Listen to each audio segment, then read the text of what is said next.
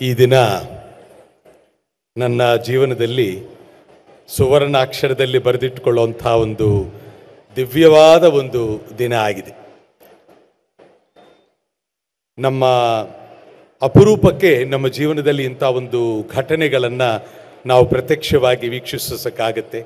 ಅಂಥ ಒಂದು ಸಂದರ್ಭದಲ್ಲಿ ಈ ದಿನ ನಾನು ಈ ಜಾಗದಲ್ಲಿ ನಾನು ನಿಂತಿದ್ದೀನಿ. ವಿಶೇಷವಾಗಿ ಇದನ್ನು ಮಹಾಗುರುಗಳು ಧರ್ಮದ ಒಂದು ಹಾದಿಯಲ್ಲಿ ನಡೀತಾ ಹೇಗೆ ಧರ್ಮ ಸಮಾಜವನ್ನು ತಿದ್ದಬೇಕು, ಹೇಗೆ ಮನುಷ್ಯರನ್ನು ಉತ್ತಮರನ್ನಾಗಿ ಮಾಡಬೇಕು, ಸಮಾಜಮುಖಿಯಾಗಿ ಹೇಗೆ ಜೀವನ ಮಾಡಬೇಕು, ಧರ್ಮ ಶಿಕ್ಷಣ ಮತ್ತು ಜೀವನ ಹೇಗೆ ಮುನ್ನಡೆಯಬೇಕು ಅಂತ ಈ ಎಲ್ಲ ವಿಚಾರಗಳನ್ನು ಅತ್ಯಂತ ಅದ್ಭುತವಾಗಿ ಸಮೀಕರಿಸಿ ನೋಡಿ ಜೀವನದಲ್ಲಿ ಅಳವಡಿಸಿಕೊಂಡು ಸಮಾಜಕ್ಕೆ ಕೊಡುಗೆಯನ್ನು ನೀಡಿದಂಥ ಒಬ್ಬ ಮಹಾಪುರುಷರ ಒಂದು ಸ್ಮರಣೆ ಈ ದಿನ ನಡೀತಾ ಇದೆ. ಲಿಂಗೈಕ್ಯ ಶ್ರೀ ಶಿವಕುಮಾರ ಶಿವಾಚಾರ್ಯ ಮಹಾಸ್ವಾಮಿಗಳವರಿಗೆ, ಅವರ ಪಾದ ಪದ್ಮಗಳಿಗೆ ನಾನು ಭಕ್ತಿಪೂರ್ವಕವಾಗಿ ನನ್ನ ನಮಸ್ಕಾರಗಳನ್ನು ಅರ್ಪಿಸ್ತಾ ಇದ್ದೀನಿ. ಹಾಗೆ ಈ ದಿನ ಮತ್ತೊಂದು ನಿಜವಾಗಲೂ ನನ್ನ ಅತ್ಯಂತ ಪುಣ್ಯದ ದಿನ ಅಂತ ನಾನು ಭಾವಿಸ್ತೀನಿ.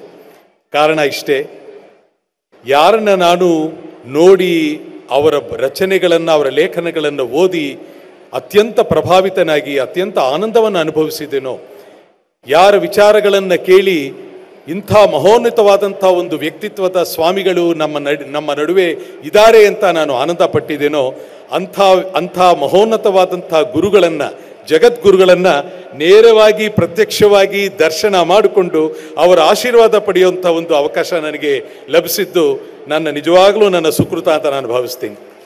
ನಿಜವಾಗಲೂ ನಾವೆಲ್ಲರೂ ಪ್ರತಿಯೊಬ್ಬರೂ ಕೂಡ ಹೃದಯ ತುಂಬಿ ಈ ಮಾತನ್ನು ಅನುಭವಿಸಬಹುದು.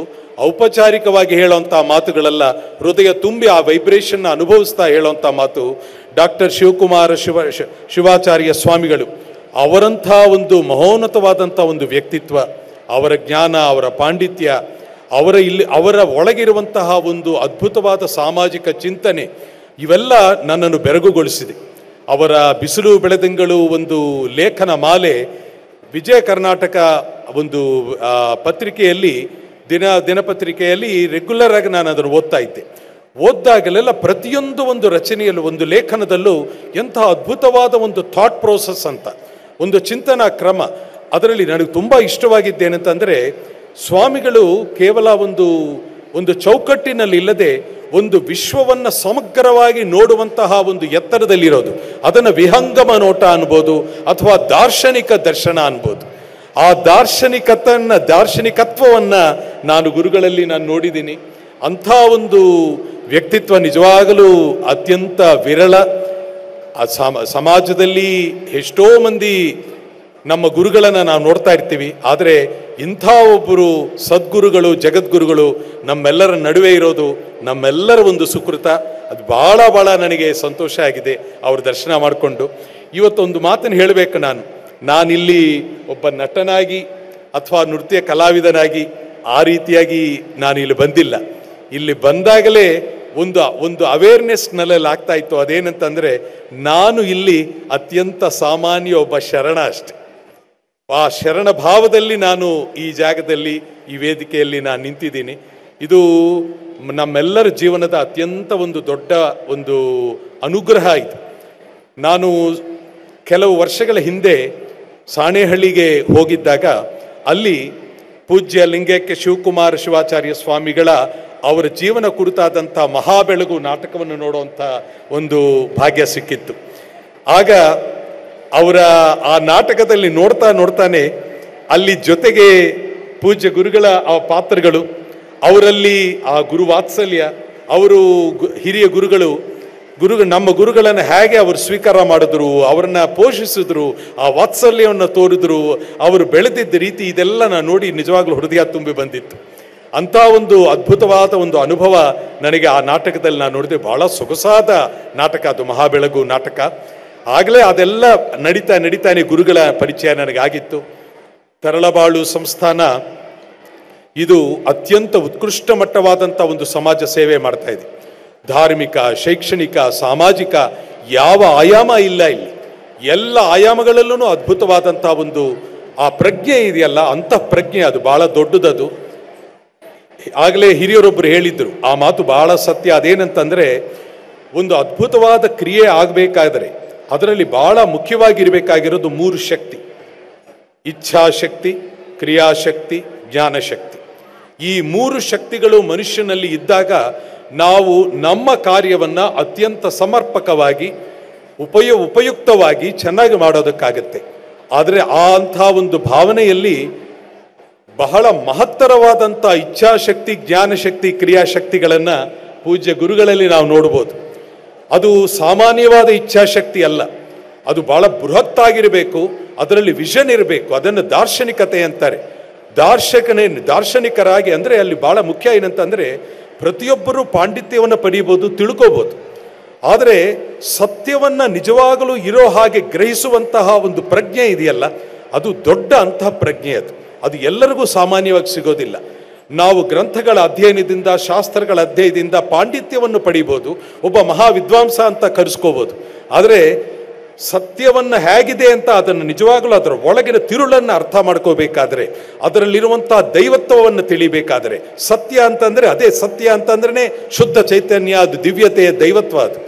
ಅದನ್ನು ನಿಜವಾಗಲೂ ಅರ್ಥ ಮಾಡ್ಕೋಬೇಕಾದ್ರೆ ಅದು ಅದ್ಭುತವಾದ ಮಾನಸಿಕ ನಿರ್ಮಲತೆ ಬೇಕು, ಅದರಲ್ಲಿ ಸಂಪೂರ್ಣ ತ್ಯಾಗ ಬೇಕು. ನಾನು ಅನ್ನೋ ಅಂಶ ಏನೂ ಇಲ್ಲದೇನೆ ಸಂಪೂರ್ಣವಾಗಿ ಶುದ್ಧ ಚೈತನ್ಯವನ್ನೇ ಅನುಭವಿಸುವಂಥ ಒಂದು ಶಕ್ತಿ ಒಳಗೆ ನಿಲ್ಲಬೇಕದು. ಅಂಥ ನಿರ್ಮಲತೆ ಇರುವವರಿಗೆ ಮಾತ್ರನೇ ಆ ಜ್ಞಾನ ಸಿದ್ಧಿ ಆಗುತ್ತೆ. ಅಂಥ ಒಂದು ಜ್ಞಾನ ಸಿದ್ಧಿಯನ್ನು ತರಳಬಾಳು ಸಂಸ್ಥಾನದ ಜಗದ್ಗುರುಗಳು ಅವರು ಪಡೆದಿದ್ದಾರೆ. ಅದು ದೊಡ್ಡ ಭಾಗ್ಯ. ಅದು ಅವರು ಈ ಕಾಲಘಟ್ಟದಲ್ಲಿ ನಾವು ಅವ್ರನ್ನೆಲ್ಲ ನೋಡೋಕ್ಕೆ ಒಂದು ಅವಕಾಶ ಸಿಕ್ಕಿದೆ ಅಂತ ತುಂಬ ತುಂಬ ಸಂತೋಷ ಆಗ್ತಾ ಇದೆ. ಮಕ್ಕಳಿಗೆ ಒಂದು ಮಾತನ್ನು ಹೇಳಬೇಕು ನಾನು. ಈ ದಿನದ ಕಾರ್ಯಕ್ರಮಗಳು ಅದ್ಭುತವಾಗಿ ನಡೀತು. ನಾನು ಒಬ್ಬ ಕಲಾವಿದನಾಗಿ ಮಕ್ಕಳ ನೃತ್ಯ, ಭರತನಾಟ್ಯ ಮಾಡಿದ್ದು ನೋಡಿ ಬಹಳ ಸಂತೋಷಪಟ್ಟೆ. ಬಹಳ ಅಚ್ಚುಕಟ್ಟಾಗಿ ಆಂಗಿಕ ಸಾತ್ವಿಕಗಳೆಲ್ಲನೂ ಬಹಳ ಒಳ್ಳೆ ಟ್ರೈನಿಂಗಲ್ಲಿ, ಸಾಮಾನ್ಯವಾಗಿ ಬೆಂಗಳೂರು, ಚೆನ್ನೈ ಥರ ಮಹಾನಗರಗಳಲ್ಲಿ ಮಾತ್ರನೇ ಉತ್ತಮವಾದಂಥ ಒಂದು ಶಿಕ್ಷಣ ಕಲೆಗಳಲ್ಲಿ ಗುರುಗಳು ಸಿಗೋದು ಸಾಧ್ಯ. ಆದರೆ ಇಂಥ ಜಾಗದಲ್ಲಿ ಕೂಡ ಇಲ್ಲಿ ನೃತ್ಯ ಶಿಕ್ಷಕರು ಎಷ್ಟೊಂದು ಒಂದು ಇಂಟ್ರೆಸ್ಟಿಂದ ಒಂದು ಒಳ್ಳೆ ಕ್ವಾಲಿಟಿನಲ್ಲಿ ಮಕ್ಕಳಿಗೆ ಪಾಠ ಮಾಡಿದ್ದಾರೆ. ಮಕ್ಕಳು ಕೂಡ ಬಹಳ ಚೆನ್ನಾಗಿ ನರ್ತನ ಮಾಡಿದ್ರು. ಅವರೆಲ್ಲರಿಗೂ ನಾನು ಹೃತ್ಪೂರ್ವಕವಾದಂಥ ಅಭಿನಂದನೆಗಳ ಮೊದಲು ಹೇಳ್ತೀನಿ. ಇನ್ನೊಂದು ಅದು ಹಾಗೆ ಫೋಕ್ ಡ್ಯಾನ್ಸಸ್ ಮಾಡಿದ್ರು, ಜಾನಪದ ನೃತ್ಯಗಳು, ಸೋಲಿಗರ ನೃತ್ಯ ಏನು ಅದ್ಭುತವಾಗಿ ಮಾಡಿದ್ರು. ಎಂಥ ಎನರ್ಜಿ, ಎಂಥ ಕೋಆರ್ಡಿನೇಷನ್, ಮಕ್ಕಳೆಲ್ಲರೂ ಅದ್ಭುತವಾಗಿದ್ದರು. ಅದು ಹೇಗಂತಂದರೆ they came, we saw and they conquered ಅಂತ. ಅಂದರೆ ಮಕ್ಕಳು ಹೇಗೆ ಬಂದರು ಅಂತಂದರೆ ನಮ್ಮೆಲ್ಲರ ಮನಸ್ಸನ್ನು ಅವಂಗೆ ಹಿಡ್ಕೊಂಡು ಅವರು ನಮ್ಮನ್ನೆಲ್ಲ ಗೆದ್ದಿದ್ದಾರೆ. ಅಷ್ಟು ಅದ್ಭುತವಾಗಿ ಮಕ್ಕಳೆಲ್ಲ ಇಲ್ಲಿ ಅವರ ಪ್ರದರ್ಶನಗಳು ಮಾಡಿದ್ರು. ಎಲ್ಲದಕ್ಕೂ ಅತ್ಯಂತ ಕಲಶಪ್ರಾಯವಾಗಿದ್ದು ಆ ಮಲ್ಲಕಂಬ ಸಾಮಿನ ಒಂದು ಪ್ರಸ್ತುತಿ. ಎಂಥ ಅದ್ಭುತವಾದ ಸಾಧನೆ ಅದು. ನನಗೆ ಜೀವನದಲ್ಲಿ ಎಲ್ಲ ಶಬ್ದಗಳು, ನಮ್ಮ ವಾಕ್ಯಗಳು, ನಮ್ಮ ಭಾಷೆಯ ಎಲ್ಲ ಶಬ್ದಗಳನ್ನು ಕೇಳ್ತಾ ಇದ್ದರೆ ಒಂದು ಶಬ್ದ ಮಾತ್ರ ಮೈ ನವಿರೇಳಿಸುತ್ತೆ. ಎಷ್ಟು ಅದ್ಭುತವಾದ ಜ್ಞಾನ ಭಂಡಾರ ನಮ್ಮ ಭಾಷೆಗಳಲ್ಲಿರುತ್ತೆ. ಒಂದು ಶಬ್ದ ಮಾತ್ರ ನನಗೆ ಭಾಳ ಯಾವತ್ತಿಗೂ ಅದು ಪುಳಕಗೊಳ್ಳುವಂತಹ ಒಂದು ಶಬ್ದ. ಆ ಶಬ್ದ ಸಾಧನೆ ಅಂತ. ಸಾಧನೆ ಅನ್ನೋ ಒಂದು ಶಬ್ದ ಇದೆಯಲ್ಲ, ಅದನ್ನು ಮನುಷ್ಯ ಅದನ್ನು ಅರ್ಥ ಮಾಡಿಕೊಂಡು ಅದನ್ನು ಹಿಡಿಯೋಕ್ಕಾಗ್ಬಿಟ್ರೆ ಆ ಮನುಷ್ಯ ದೇವರಾಗ್ಬಿಡ್ತಾನೆ. ಸಾಧನೆ ಅನ್ನೋದು ಯಾವ ಕ್ಷೇತ್ರ ಇರ್ಬೋದು, ಆ ಕ್ಷೇತ್ರದಲ್ಲಿ ಮನಸ್ಸನ್ನು ಕಡಿವಾಣ ಹಾಕ್ಕೊಂಡು ನಿಂತುಕೊಂಡು ಸಂಪೂರ್ಣವಾದಂಥ ಗುರಿಯ ಕಡೆಗೆ ಮನಸ್ಸನ್ನು ಇಟ್ಟು ಧ್ಯೇಯವನ್ನು ನೋಡ್ತಾ ವಿವೇಕದಿಂದ, ವಿಚಕ್ಷಣೆಯಿಂದ ಅದರ ಕಡೆಗೆ ಪರಿಶ್ರಮ ಮಾಡ್ತಾ ನಾವು ಹೆಜ್ಜೆಗಳು ಹಾಕ್ತಾ ಇದ್ದರೆ ಪ್ರತಿಯೊಬ್ಬ ವ್ಯಕ್ತಿ ಕೂಡ ಜೀವನದಲ್ಲಿ ದೊಡ್ಡದಾಗಿ ಸಾಧಿಸಬಹುದು. ಮನಃಶಾಸ್ತ್ರಜ್ಞರು ಒಂದು ಮಾತು ಹೇಳ್ತಾರೆ, every one is born to win ಅಂತ.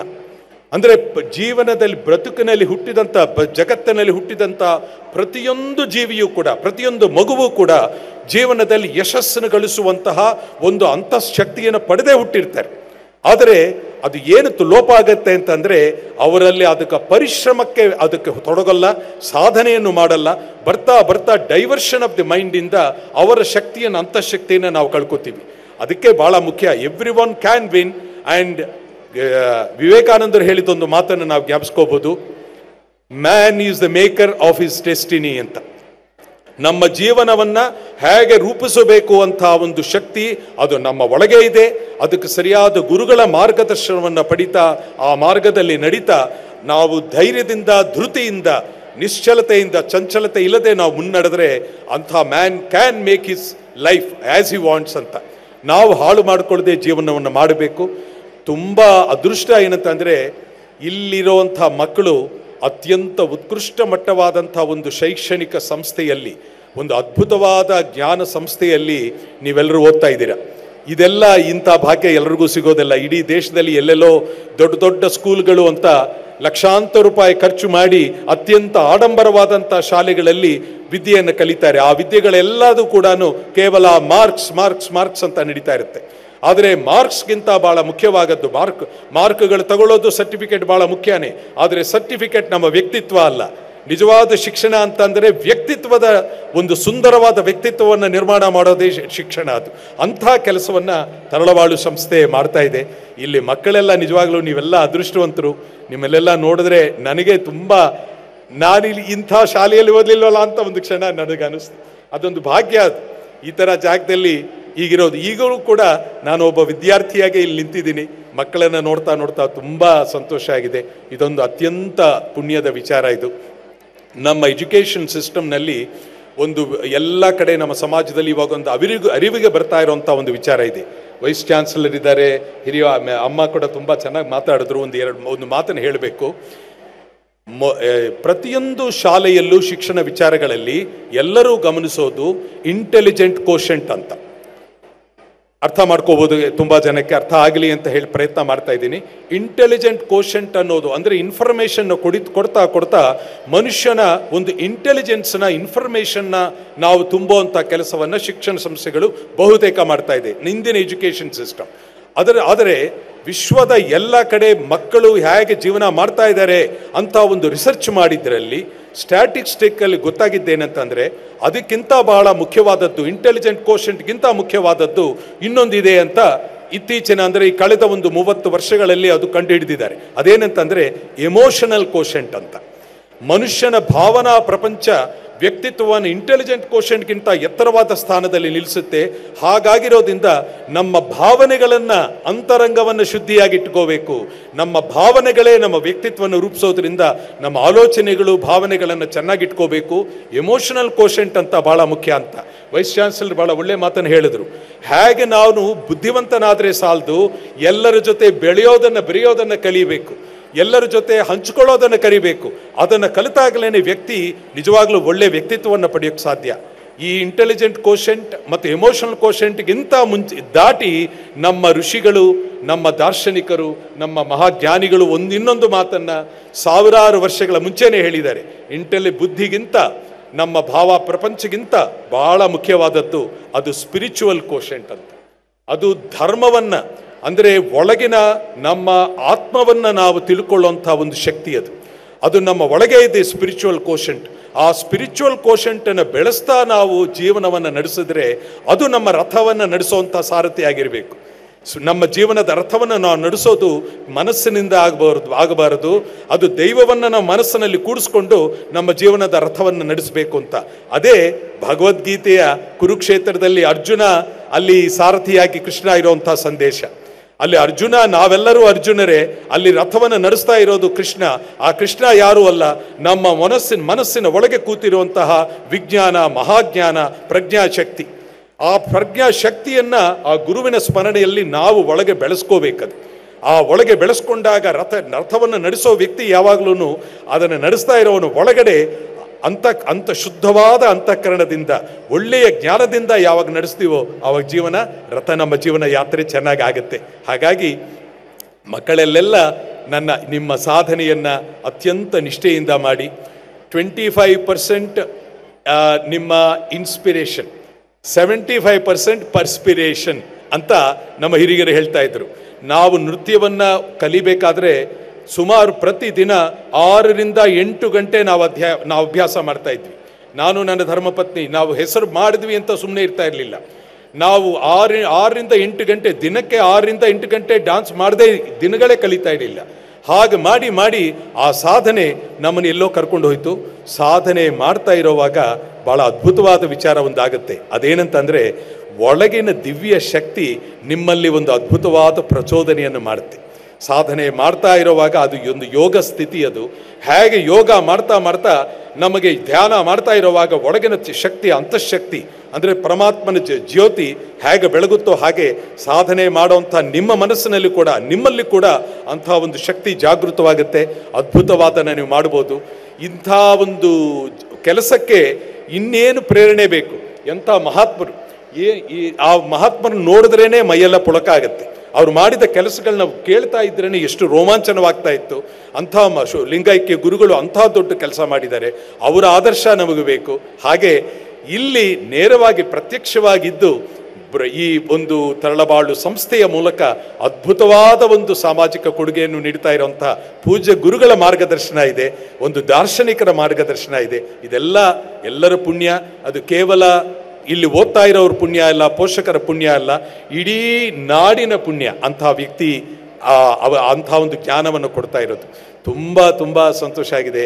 ಇಲ್ಲಿರೋ ಎಲ್ಲ ಮಕ್ಕಳು ಕೂಡ ಅತ್ಯಂತ ಉತ್ತಮವಾದಂಥ ಒಂದು ಭವಿಷ್ಯ, ಜೀವನ ಗುರುಗಳ ಆಶೀರ್ವಾದದಿಂದ ಸಿಗಲಿ ಅಂತ ನಾನು ಮನಃಪೂರ್ವಕವಾಗಿ ನಾನು ಪ್ರಾರ್ಥಿಸ್ತೀನಿ.